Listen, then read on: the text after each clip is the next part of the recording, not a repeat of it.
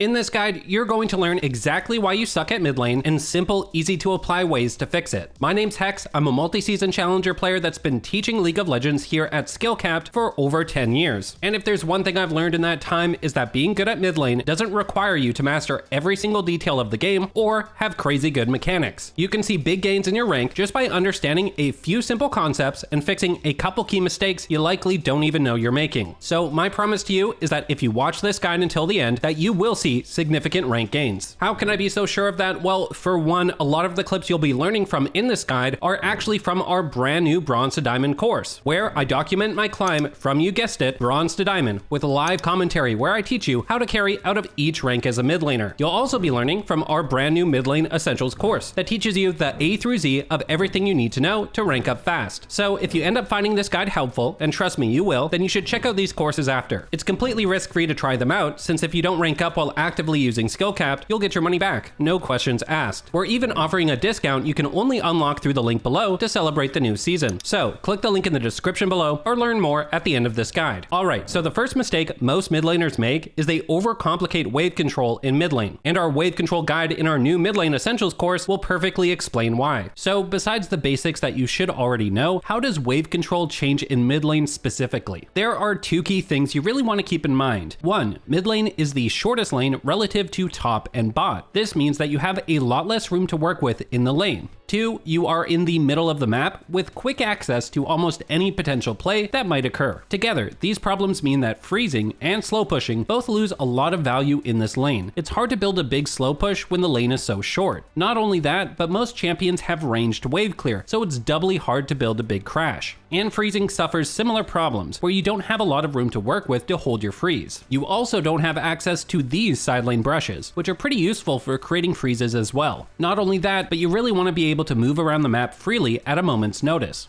While you are freezing or slow pushing, you do not want to leave your lane whatsoever, so it will often be annoying to try these strategies anyways. For these reasons, we generally recommend that you avoid freezing or slow pushing after around level 6. Once you have your ultimate, you want to enable yourself to move around the map. You should probably default to fast pushing most waves at this time. We're not saying that you absolutely never freeze or slow push after level 6, it's just you need a good reason for it. Like in this case, Akali was winning lane hard enough to where she can dive the enemy Corki, so she builds a little slow push which will let her set up a dive. Even though slow pushing has a lot less value at this point, the setup was too good to ignore. That's really what we mean. If you have a good reason, you can always ignore our guidelines. But in general, it's just really hard to get value out of freezes and slow pushes after level 6, so just fast push for the most part. Mid lane wave control is pretty simple that way. The actual skill to learn in mid lane in regards to wave control is learning your champion's specific breakpoints for killing minions. If you don't remember what a breakpoint is, it's when your specific champion can kill the melee or caster minions a certain way every game. For example, Ahri at level 3 with 2 points in her Q can use it twice to kill the backline minions. The reason breakpoints are so important for mid lane is because your wave clear is mostly based on your abilities. You can't finish waves off reliably with auto attacks unlike other roles. So, knowing the exact sequence of spells you need to kill a wave will allow you to plan ahead for how you clear waves, which could save you time, mana, or precious cooldowns. However, at an intermediate level, you only need to focus on breakpoints for caster minions. This is because when you clear waves, you don't want to walk up to hit casters, which might leave you vulnerable. In mid lane, you're gankable from multiple angles, so staying as close to your tower as possible when last hitting is pretty important. But also, when you clear waves, you can damage the entirety of the wave, killing the casters with spells and usually finishing the melees with an auto or two. There are some breakpoints for melee minions for a lot of mids, but they're very champion specific. You won't need to learn those unless you're trying to climb to extremely high elos. While every mid laner has different wave clear though, almost every single one of them shares common breakpoints at level 5, 7, and 9 for killing caster minions, which you should definitely know. At level 5, almost every single mid laner can use the primary spell they're maxing twice on the casters to kill them. At level 7, with 4 ranks into your main spell, if you use it on the casters, it will typically leave them very low. Depending Depending on your champion, you can now finish them off with an auto attack, or on many mages, you can use one of your weaker abilities to finish them off. Then at level 9, your primary ability should very consistently one-shot the backline. These 3 caster minion breakpoints are not universal, but they are very consistent across mid lane champions. This is something you can play around yourself, or perhaps try to deny from your opponents. For example, Syndra was about to base here since she was low on health and mana. However, by knowing about Waveclear Breakpoints beforehand, she knew she had enough mana to cast at least 2 Qs. So she cancelled her base because she could push this extra wave quickly and reliably with her level 5 breakpoint. This is what's really important about knowing your breakpoints in mid, and why you should pay attention to them on your specific champion. It takes the guesswork out of wave clearing and allows you to make consistent decisions every single game. Great, so this is what you need to take away from that video. First is that pushing is incredibly powerful in mid lane since you're at the center of the map and can roam after you push. And once you hit level 6, from that point forward, the mid laner who gets the push advantage is likely going to be roaming around winning the game. But how exactly do you get to that point? It's not like the enemy mid is just going to sit back and let you do this. Well, at its core, to get to that winning position, you first need to, surprise, surprise, win your lane. Lucky for you, it's simpler than you think. I'm serious, you're about to learn the only 2 mechanics you'll ever need to win your lane against 99% of the mid laners you face. You see, mid laners are incredibly reliant on their abilities to either damage you or the minion wave. And so, to win your lane, it often boils down to baiting and then punishing their cooldowns. Step 2 in our trading section in our mid lane essentials course explains why. As we briefly mentioned already, most mid laners are very ability focused. Both you and your opponent are unlikely to deal a lot of damage with auto attacks, so your main source of damage will come from spells. It's not a hard concept to understand. If your opponent uses their spell, you should be looking to trade aggressively while you have a cooldown advantage. This is because you're extremely likely to win any fight where you simply have more spells up. Easy enough, but the actual skill is baiting or forcing your opponent to use their spells yourself. The more spells you force them to waste, the more often you can punish them. Here are some important ways to do that. First, you should be pressuring their CS as much as possible. After our last video, you should know that punishing CS is something you should actively be looking to do. Your opponents are obviously going to play around this though. When they go for a CS, your opponent has some options. They can auto it and tank your damage.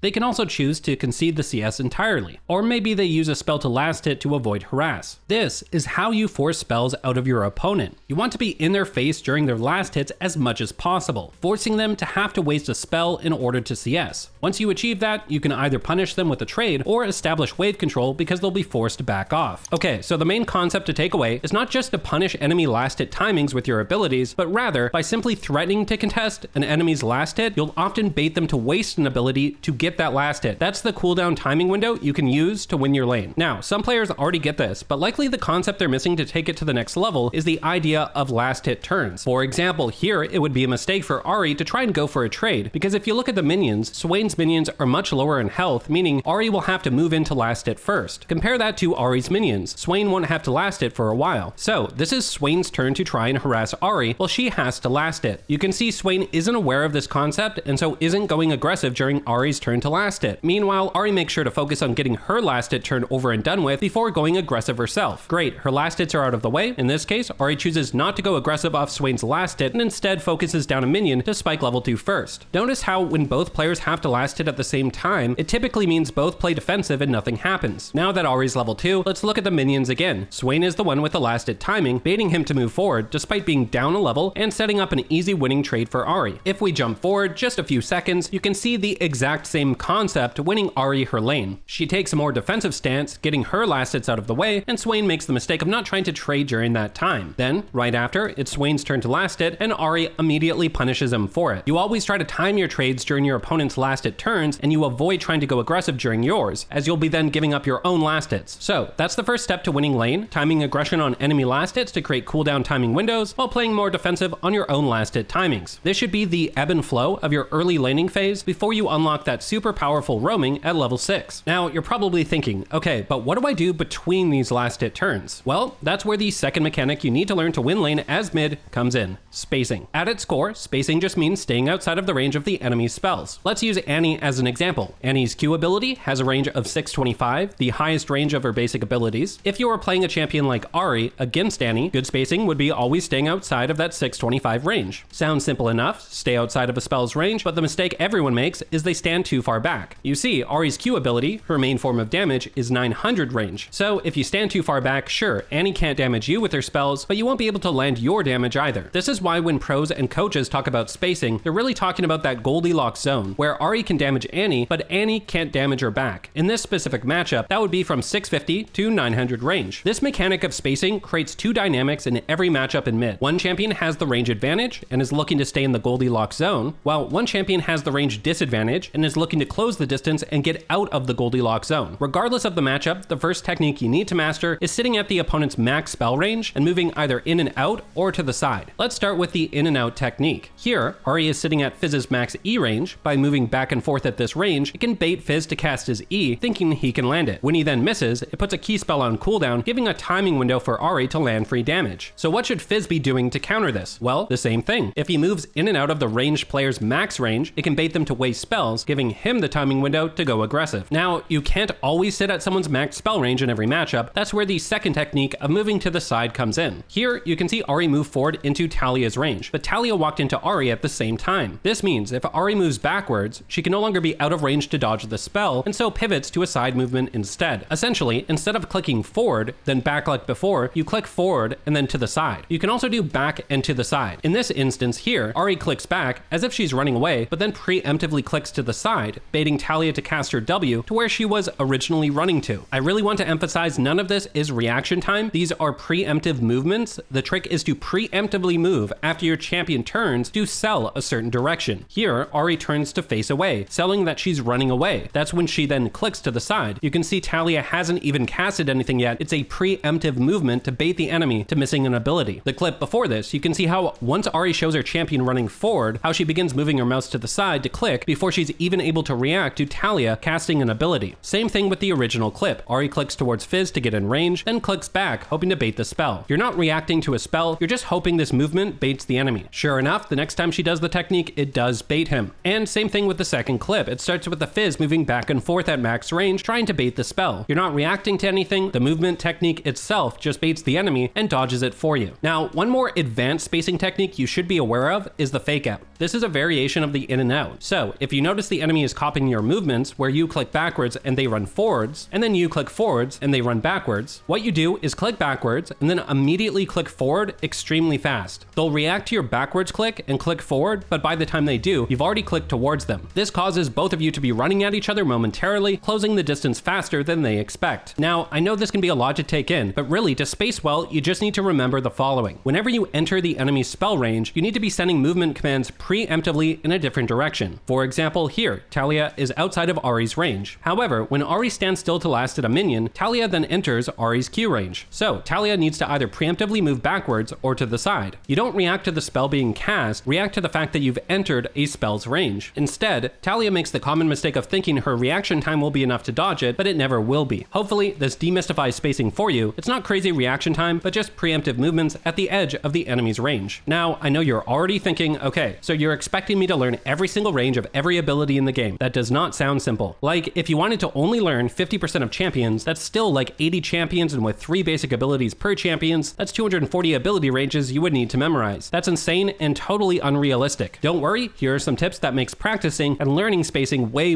easier. Firstly, in mid lane, you will have certain champions you face way more often. You want to focus on learning those first. So, for example, in mid lane, on the current patch, if we learn the ranges of just the 6 most picked mid laners, it would be Ahri, Yasuo, Hwei, Sylas, Yone, and Aurelion Sol. Congratulations, you've learned 53.8% of the matchups you'll face. You see, those 240 abilities you thought you had to memorize is more like 18. And at the same time, not every ability needs to be memorized, only the high threat ones. For example, Sylas is deceptively high range as a melee champion. His main poke, his Q, has a range of 865, and his E has a range of 950. In reality though, his E gets blocked by minions, so as long as you have minions protecting you, you just need to memorize that 865 range. You know what champion that sounds a lot like? Ahri. Her Q range is 900, Sylas is 865, and Ahri's E range is 1000, Sylas's is 950. Both play similarly, trying to use Q for poke, and landing their E is typically going to either kill you or lose you a trade hard if it lands, but both can be blocked by minions. That's how you end up learning a ton of matchups really fast. You start with the most popular ones, such as Sylas, then realize, oh, Ahri is just a ranged version of Sylas. And just like that, with Ahri and Sylas being in 23.1% of your games, you've had to really only learn one range for each of them, and now you'll be spacing like a god in 1/4 of every game you play. Still, spacing can be tough to learn, and it's because visualizing the range of spells in game can be hard, but there's actually a trick to this too. What you want to do is use your own spell's range as reference. For example, let's say you're playing Ahri against Fizz. Fizz's E range in total is 775. Ahri's W range is 725. So what you can do is bring up the range indicator on your W as Ahri to remind yourself visually of approximately how far 775 range is, and just stay outside of that while you lane. Another example would be if you're facing Vladimir. We all know how annoying Vladimir can be with his Q spam. Well, his Q range is 600. A ton of ranged champions have an auto attack around there. For example, the most standard auto range is 550, so if we're playing Ahri into Vlad, well, we know Ahri's auto range is 550. So you can bring up your attack range indicator and remind yourself to stand a little bit further away than the range indicator, since Vlad's Q range is 600 compared to our auto attack's 550. And there you go. You now have everything you need to dominate 99% of the players you're going to be facing in mid. Actually, really quick, with how heavy that last section was, for the love of God, do not just throw abilities out on the wave early on, and do not let enemies get away with this. Half the time, you don't even need to punish on last hits or have good spacing because of this one simple mistake. The reason why players make this mistake so much is that, as you can see, Lux doesn't do anything to punish Ahri's W being on cooldown. However, high elo players know auto attacks are what get you the push advantage early on, as they do more damage than a single spell. So if an enemy wastes their one spell at level 1 trying to push, well, it's an easy punish with your own spell, winning your lane. Ideally, what you should be aiming for in this early laning phase is what's called a double value spell. You try to apply auto attacks to the wave, and then use your abilities to both land harass and push the wave at the same time. This way, you not only poke the enemy down, but guarantee the push advantage to potentially set up level 2 spikes in all ins. Okay, great, so you're now a laning god, you're out there zoning the enemy, getting the push advantage as early as level 1. And what do you know? You get ganked by an enemy jungler, and you're thinking to yourself, see, I knew skill capped was lying. Well, hold on, the mistake here isn't pushing, it's actually that you aren't placing a very simple, standard ward that keeps you safe for the early laning phase, the Raptor Ward. The mid lane guide in our new vision course explains why. As a mid laner, we strongly recommend you start the game by placing a ward on the enemy Raptor camp at around 120. This is because regardless of where the enemy jungler starts, that ward will spot them 99% of the time and tell your team their exact route, where he's headed to after Raptors, and the timing of his clear. In fact, if you have lane control and are pushing as mid, your priority should be maintaining a trinket ward on this Raptor camp throughout the game, as it's the most high traffic area for the enemy jungler and will spot him the most. So if we go back, you can see how if Ahri had just placed that standard Raptor ward, she would have spotted the Bel'Veth going for this early gank. Now, there's one last thing you need to know about the early laning phase as a mid laner, especially if you're someone who plays as a melee mid. So listen up. The worst thing you can do is what this talent does in this game. Since Ahri has the range advantage, it will make it easy to secure an early push lead. This means, as the melee champion, you have to avoid trading, as even if you get what looks like on the surface is a good trade, it simply won't matter, as the enemy will just spike level 2 on you, and then you can't even capitalize on any health lead anyways. And keep in mind, they always have the option of then crashing that big wave they build up to set up a rebounding wave on you, which means suddenly you're low on health from trading earlier with the wave pushing away from you, forcing you to overextend if you want to last it. This is essentially checkmate. Talon either has to take a bad recall timing, where his wave kills enemy minions denying him the golden XP, or he stays in lane, and Ahri sets up a freeze and looks to land poke and set up an all-in. Instead, you should be playing these range versus melee matchups like this Fizz. Sit back, give the push lead to the enemy, and try to take hardly any damage. Once the wave crashes, you'll equalize in levels, and the enemy will be overextended, vulnerable to trades. And that rebound off your tower now turns into a slow push for yourself. So if the enemy makes the mistake of overextending during this time, well, that will make for easy trades for you, and setting up, once again, that checkmate position where they can't recall without giving up a big wave, baiting them to stay, and usually getting you free kills. And finally, the last thing you need to understand in order to win your lane in mid is recall timings. The combination of mid being a short lane, meaning you can get back to it faster than other lanes after you recall, and wave clear means knowing recall timings is absolutely key. But don't worry, there's just a couple simple rules you need to follow. First, if an enemy recalls, 99% of the time you should be looking to match their recall with your own. Let me explain. Here, you can see the enemy Fizz gets a great trade on Kassadin. This forces Kassadin to have to take a bad recall timing. By the way, this is considered a bad recall timing because Kassadin hasn't pushed out and farmed the wave first before he recalled. So he's going to lose out on all these minions while he's in base. So Fizz sees Kassadin took a bad recall timing. So what should he do? Well, he has two options. Since the wave is pushing into him, he could just recall, as Kassadin's minions will just kill a bunch of his minions, denying Kassadin farm while giving him a nice big wave to come back to. Or he could do what he did in this game, push the wave into the tower to set up his own recall timing. The problem, he doesn't actually recall after the push. When this happens, the enemy just gets to come back with full health and mana on top of an item advantage. So now Fizz is completely screwed. He can't recall without losing a bunch of CS. But if he stays in lane, he's either going to die or not be able to react to anything on the map. You can see how literally just this one mistake of not matching recall recall ends with Kassadin being able to outplay a jungle gank 1v2, killing Fizz, and then getting away. Here's another example. Kassadin tries to push out his lane to create a recall timing, but was just a bit too slow. Ahri does well, recognizing to push the wave to punish Kassadin for this recall. However, again, makes that mistake of staying instead of matching recalls after. A lot of the times players get baited by the turret plates. So what do you know? Kassadin gets back, has an item advantage and full resources, and starts dominating lane with it. So when a fight happens shortly after, Ahri's completely useless, and Kassadin once again gets fed. Here's a really good, clean, standard example of how matching recalls should look. So Taliyah lost lane early and is forced to take a bad recall. Great, Ahri punishes by pushing the wave first to set up her own recall. This forces Taliyah to have to use teleport to get back to lane. At this point, if you're Ahri, you can either choose to walk back to lane, since Taliyah actually can't push the wave into your tower to deny minions in time before you would get back. Or you can use teleport if you want to continue to maintain your lane pressure. The choice is yours. You can also use recall timings offensively to create your own advantage. For those of you that don't know, before 15 minutes, every third wave that spawns will be a siege minion wave. So on the wave right before a siege minion wave spawns, in other words the second wave, you can look to clear it super fast. This forces the opponent to stay and finish clearing the wave, letting you recall. Then, since the next wave has a siege minion, it's both very hard for the enemy to clear that fast enough to push into your tower with how tanky siege minions are. And at the same time, if they are able to push that wave into the tower, well, siege minions can tank up to 8 turret shots. This basically always gives you the time needed to get back to lane without really missing minions. In this case, you can see how Karma wasn't able to push that siege wave fast enough, so now Ahri is back in lane with a health, mana, and item advantage. All of this achieved with a simple recall timing. Great, now you have an effective game plan to win and snowball your lane. Next is using that advantage to roam and impact the map. The roaming section of our new mid lane essentials course serves as a great introduction. Welcome to the roaming section of our skill-capped mid lane essential course. Mid lane is by far the lane that has the most map impact, given that you're right in the middle of the map, meaning you can go to any fight you want to take over the game. But at the same time, this is why you might find yourself getting camped every single game. In any game of League, if you just shut down the mid laner, you completely win the early game. If you know when and how to roam as a mid laner, you can completely blow open the map and take over the game. But at the same time, if you don't know when to actually roam and take bad roam timings instead, well, you'll completely screw yourself over and fall behind, shooting yourself in the foot. That's why we'll be teaching you all the ins and outs of roaming. First, we'll teach you how to identify a game-winning timer to roam, and then how to execute on that roam properly. Then, later on in this section, we'll teach you how to deal with the most frustrating scenarios you might run into, such as meeting the enemy jungler and dying in the river, or maybe your roams never seem to work out while the enemy mid's roams have a 100% success rate for absolutely no reason. And the first step to roaming is always going to be shoving out the mid wave. The whole reason why roaming can put you behind if you do it wrong is because if you roam on a bad timing, you lose all of your minions and fall behind in items and levels. So, to eliminate that risk, you should always shove before you leave lane. If the enemy wave is still alive, it means you have unfinished business you need to still attend to. The best way to shove in the early game, until you reach around level 5, is by using slow pushing. Why? It's because the more minions you build up before you crash to tower, the longer the amount of time you have to roam and get things done before you need to get back to your lane to farm. This puts your opponent in an awkward spot where if they follow your roam, they'll miss so many minions to tower and lose lane. So you've effectively created a win-win situation for yourself. At the same time, you'll get back to the minion wave around the time your opponent finishes shoving out during your roam timer. And if you're not exactly sure of what we mean by slow push, we recommend you check out our wave control section of this course to get you up to speed. Every champion can slow push, but there are different ways to accomplish this. Mages would just play for shove advantage using their ranged attacks and abilities, whereas melee champions would threaten trades while the wave is still on their side of the lane. So, if you were to crash just a single wave of 6 minions without slow pushing, you'd probably only have about 10 to 15 seconds to get something done before you start losing out on a lot of minions. On the other hand, if you crash a huge wave, you'll probably have around 20 to 25 seconds to get something done on the map before you need to walk back mid. And bonus points if there's a cannon minion in the mix. These minions will buy you about another 5 seconds of time because of how long they can tank towers. So, try your hardest to facilitate that slow push to get as huge of a window as possible. This is the first and most important step to roaming. And something that's just as important as how you start your roam is how you're picking up the minions after your roam. What happens during your roam after you've crashed a wave into the tower is the enemy minions will meet your big wave at the tower.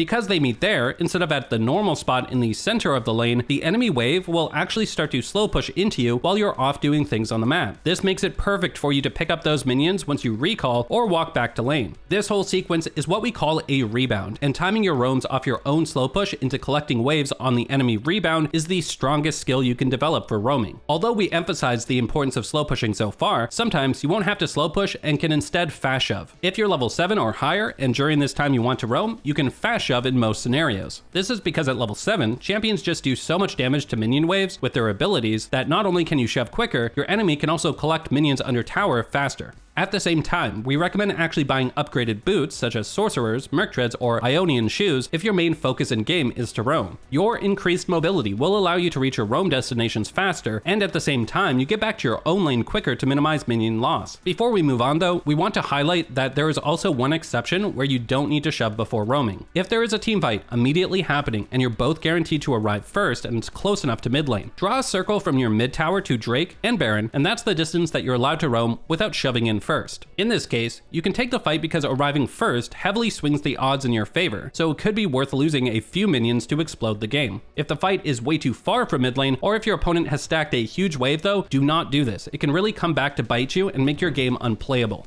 Now, if you want to learn more, our mid lane course has another 4 guides in the roaming section covering everything you need. It has an entire macro section after to teach you the mid to late game, along with team fighting, all from the mid laner's perspective. Combine that with our brand new bronze to diamond course, where I'll teach you how to carry out of each rank as a mid laner, and then you can top it off with our new season 14 course on countering overpowered mid lane champions. You can try all of this out risk-free. If you don't rank up while actively using skill capped, you'll get your money back, no questions asked. You can access all of this through the exclusive discount you can only unlock through the link below. So what are you waiting for? Click the link in the description below to get the rank you've always wanted. Alright, and that will do it for this one. We here at Skill Capped want to thank you for watching, and we'll catch you in the next one.